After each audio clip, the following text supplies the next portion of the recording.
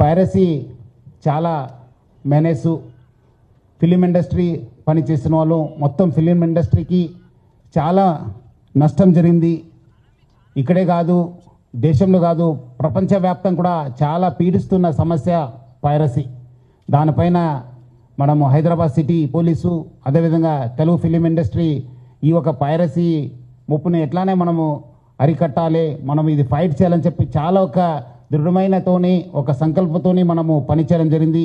దీని ఒక భాగంగానే ఈరోజు ఒక మాస్టర్ మైండ్ మన ఎమ్మిడి రవి, ఈ ఐబొమ్మ బొప్పం టీవీ అని చెప్పి మీ అందరు కూడా తెలుసు, ఈజ్ అ మాస్టర్ మైండ్ని మనం మొన్నే అరెస్ట్ చేయడం జరిగింది.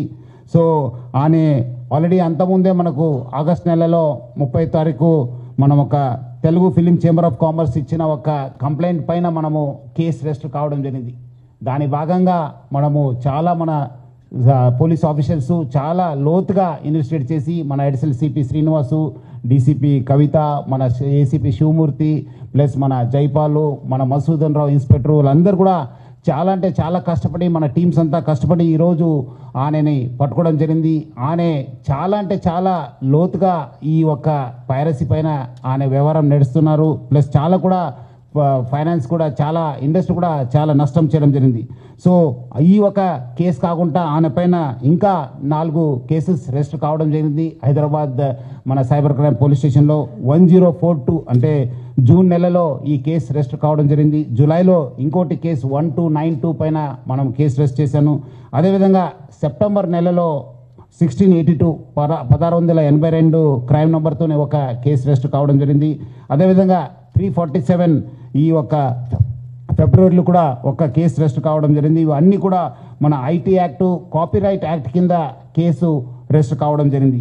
సో దీంట్లో మనం అంతకుముందు కూడా ఇద్దరిని మనం అరెస్ట్ చేయడం జరిగింది. దుద్దేల శివరాజు, సుసర్ల ప్రశాంత్ మనము అరెస్ట్ చేసి అప్పుడు కూడా మనము చాలా విషయం పైన రాబట్టుకోగలిగాను. ఇది పైరసీ ఒక ఎత్తు నష్టం చేస్తుంటే మొత్తం ఫిలిం ఇండస్ట్రీకి, ఇంకోటి ఎత్తు పబ్లిక్కి ఈ బెట్టింగ్ యాప్స్ ప్రమోట్ చేసి చాలా అంటే చాలామందికి ఆయన నష్టం చేయడం జరిగింది. దానివల్ల చాలామంది చనిపోవడం జరిగింది, చాలామంది సూసైడ్ చేసుకున్నారు. చాలా పేరెంట్స్కి, చాలా ఫ్యామిలీ మెంబర్స్ కూడా ఈరోజు చాలా నష్టం కావడం జరిగింది. ఆయన ఈ ఒక్క ఆయన వెబ్సైట్ ఒకటి బ్లాక్ చేస్తే ఆయన మళ్ళీ ఇంకోటి మిర్రర్ చేస్తూ దాదాపు 65 మిర్రర్ వెబ్సైట్స్ని ఆయన రన్ చేసేవాడు. ఆయన ఒక మొత్తం ఆయనని ఇన్వెస్టిగేట్ చేసిన తర్వాత ఆయన దగ్గర ఉన్న హార్డ్ డిస్క్ అంతా రికవర్ చేసిన తర్వాత దాదాపు 21,000 సినిమాస్ ఆయన హార్డ్ డిస్క్లో పెట్టడం జరిగింది. మొత్తము పాత ఫిలిమ్స్ అయిన గాడ్ ఫాదర్ మీ అందరు కూడా తెలుసు, చారిత్రాత్మక ఐతిహాసిక ఫిలిం అయిన గాడ్ ఫాదర్ అంటే 1972లో ప్రొడ్యూస్ అయిన ఆ మూవీ నుంచి మొన్న వచ్చిన ఓజీ మూవీ దాకా కూడా ఆయన దగ్గర ఈ ఒక్క హార్డ్ డిస్క్లో ఉండడము మనము చూశాను. మొత్తము బాలీవుడ్, టాలీవుడ్ అందరు కూడా ఈయన చాలా మూవీస్ ఆయన దగ్గర ఉంది, చాలా నష్టం జరుగుతుంది. అదేవిధంగా ఆయన ఇప్పటిదాకా ఒక 20 crores సంపాదన చేశారని చెప్పి ఆయన వెల్లడించారు. మనం దాంట్లో 3 కోట్ల రూపాయలు మనము సీజ్ చేయడం జరిగింది. అది ఇంకా మనం ఆయన ఫైనాన్షియల్ డీటెయిల్స్, ఆయన మనీ లాండరింగ్ ప్లస్ ఏం చేశారు, ఎక్కడెక్కడ చేశారు, ఈ ర్యాకెట్లో మొత్తం ఏముందని తెలుసుకోవడానికి ఆయన పోలీస్ కస్టడీ కూడా మనం అడగడం జరిగింది. అది వచ్చిన తర్వాత కూడా ఇంకా మనము ఆయన దగ్గర ఉన్న విషయం పైన మనం రాపట్టుకోవడానికి మా వంతు కృషి చేయడం జరుగుతుంది. మొత్తం ఈ కేసెస్ పైన కూడా, ఎందుకంటే ఇది ఇంటర్నేషనల్ లింక్స్ ఉంది, ఇంటర్నేషనల్ నుంచి అక్కడ వేరే దగ్గర నుంచి కూడా ఆయన ఆపరేట్ చేయడం జరుగుతుంది. సో ఆయన దగ్గర నుంచి కూడా మనము ఇన్ఫర్మేషన్ రాపట్టుకోవాలి. అందుకు మనము సిబిఐ మళ్ళీ ఎన్ఫోర్స్మెంట్ డైరెక్టర్ అధికారులను కూడా మనము అప్రమత్తం చేయడం జరుగుతుంది. అక్కడ కూడా మనం సేకరించిన ఇన్ఫర్మేషన్ కూడా వాళ్ళకి ఇచ్చేసి వాళ్ళు కూడా ఈ మొత్తం ఈ ఒక్క లింక్స్ ఏమున్నాయని తెలుసుకోవడానికి కూడా మా వంతు కృషి చేయడం జరుగుతుంది. మొత్తం ఆయన దగ్గర ఇప్పుడున్న డాటా దాదాపు 50 లక్షల మంది సబ్స్క్రైబర్స్ డాటా ఆయన దగ్గర ఉంది. అంటే మీకు తెలిసి ఉంటుంది, డాటా ఈజ్ పవర్ఫుల్. ఈ ఒక్క ఆధునిక యుగంలో మోడర్న్ టెక్నాలజీలో డాటా ఈజ్ పవర్ఫుల్. ఎవరి దగ్గర డాటా ఉంటుంది వాళ్ళు చాలా పవర్ఫుల్ ఉంటారు. ఆ డాటా ఆయన కలెక్ట్ చేయడంతో ఆయన అన్నీ కూడా సైబర్ క్రైమ్స్కి లేదంటే ఏదో ఒక క్రైమ్కి అది గురి అయ్యే అవకాశం ఎక్కువ ఉంది. ఎందుకంటే piracy it self is illegal. ఎందుకంటే పైరసీ అనేది ఇల్లీగల్. ఎవరు కూడా ఈ పైరసీ మూవీస్ ప్రమోట్ చేయడం కానీ చూడడం కానీ కూడా ఇల్లీగల్. సో చాలామంది ఏదో రకరకాలు అనుకుంటారు, ఏదో మనం చూస్తున్నాను కాదని చెప్పి, బట్ లేదు, వెనక ఒక పెద్ద ర్యాకెట్ ఉందని చెప్పి ప్రజలందరూ కూడా అర్థం చేసుకోవాలి. ఈ అన్నీ కూడా మీ డాటా అంతా డార్క్ వెబ్లో లేదంటే ఏదో ఒక వెబ్లో మీకు అవైలబుల్ ఉంటున్నావు. అది సైబర్ క్రిమినల్స్ వాళ్ళు వాడుకోవచ్చు, లేదంటే ఎకనామిక్ ఆఫెండర్స్ యూజ్ చేసుకోవచ్చు, లేదంటే వేరే క్రిమినల్స్ కూడా మీకు ట్రాప్ చేసే అవకాశం ఉందని చెప్పి ప్రజలందరూ కూడా అర్థం చేసుకోవాలి. మనం కూడా దీనికి డాటా ఎవరెవరు వాడారు, ఏం చేశారు, దానిపైన కూడా మనము లోతుగా మనము ఎంక్వైరీ చేయడం జరుగుతుంది, ఇన్వెస్టిగేషన్ చేయడం జరుగుతుంది. అదేవిధంగా ఈ ఒక్క పైరసీ వల్ల ఆనే ఎవరెవరు మూవీ చేస్తున్నారు వాళ్ళకందరూ కూడా మాల్వేర్ పంపించి వాళ్ళ డాటాను కూడా ఆయన గ్యాదర్ చేయడానికి ప్రయత్నం చేస్తున్నారు. ఎందుకంటే ఈయన బాగా తెలివి ఉన్న వాళ్ళు, చాలా ఒక మాస్టర్ మైండ్ ఉండడంతో డాటా ఎట్లా యూజ్ చేసుకోవాలని పైన ఆయనకు చాలా విషయం తెలుసు.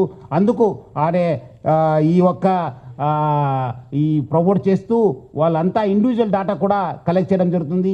ఈ మధ్యలో వచ్చిన ఓజీ కావచ్చు, కాంతారా చాప్టర్ 1 కావచ్చు, డ్యూడ్ కావచ్చు, మిరాయిక్ కూడా ఆ ఒక్క ఫిలిమ్స్ కూడా ఆయన దగ్గర మనం హార్డ్ డిస్క్లో చూడడం జరుగుతుంది. సో ఆయన ఏ మూవీ మార్నింగ్ రిలీజ్ అయిందంటే by evening that movie use to be in his వెబ్సైట్లో పెట్టేసి ప్రజలందరూ కూడా ఆకట్టుకునే వాళ్ళు.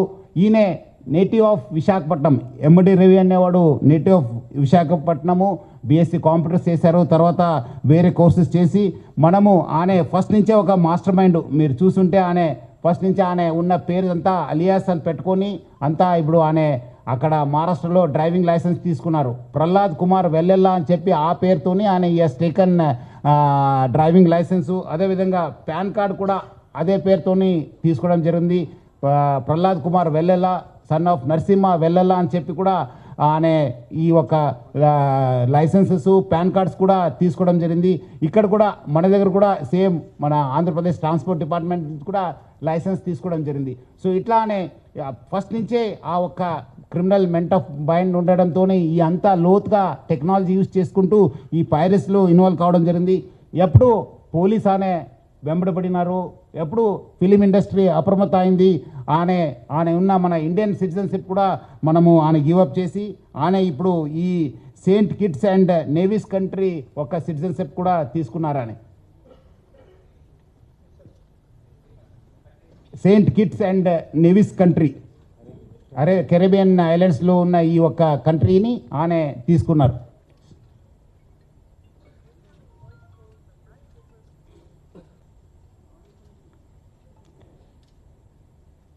అదేవిధంగా ఆయన అక్కడ ఫ్రాన్స్లో ఉంటూ మొత్తము Netherlands, Switzerland, USA, Thailand, France, దుబాయ్లో బాగా తిరిగేవాళ్ళు.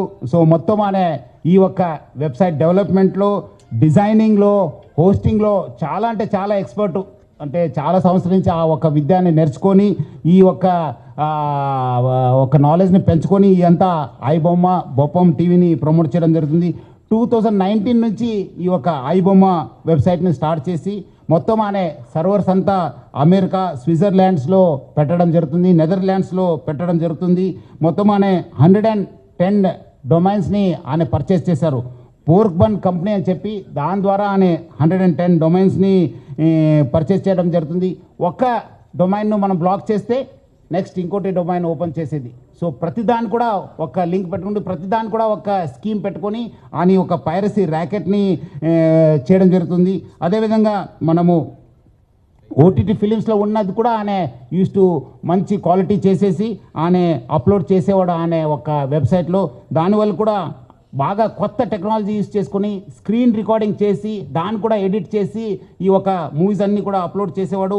అదేవిధంగా కొత్త మూవీస్ కూడా సీక్రెట్ కెమెరాస్ పెట్టి టెక్నాలజీ యూజ్ చేసి కొంచెం హై ఎండ్ టెక్నాలజీ యూజ్ చేసి కూడా ఆయన రిలీజ్ చేసేవాళ్ళు. ఇదంతా కూడా ఆయన ఒక టెలిగ్రామ్ ఛానల్ని యూజ్ చేసుకొని ఈ ఒక పైరసీ ర్యాకెట్ని ఆయన రన్ చేయడం జరిగింది.